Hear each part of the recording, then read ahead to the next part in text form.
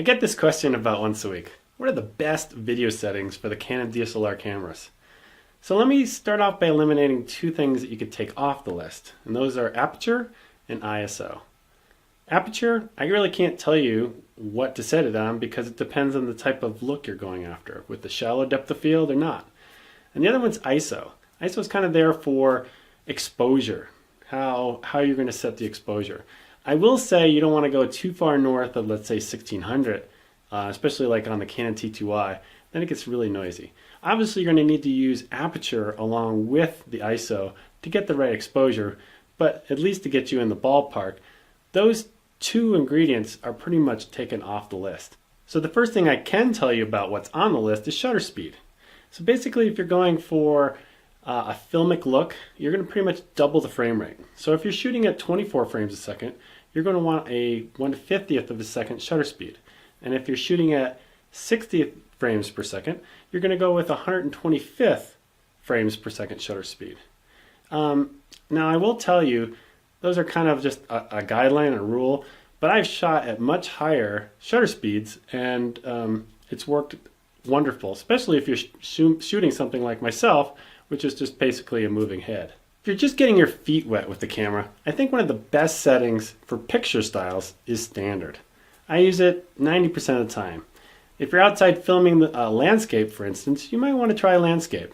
And if you're using kind of a close-in portrait shot, you might want to go with a portrait picture style. And after you've had the camera for a while and you're wanting to take it to the next level, you might want to create a very flat picture style, and then you can control more color, sharpness, and saturation in post. As for white balance, the best setting by far is going to be custom. This is where you get the perfect color temperature for your shot. This is the best way to do it, but it's also, unfortunately, the most time consuming. The best way to focus is to set it to quick focus and to focus on one of the many points within the viewfinder. This is my personal favorite way to do this. I'm sure there's other people that might disagree with me, but I've gotten really accurate, fast results using this method. Disable your AGC to get the cleanest audio. AGC is automatic gain control.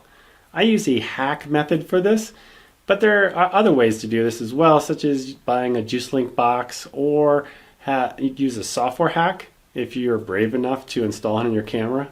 Set the movie exposure to manual. This is the best way by not letting your camera decide for you.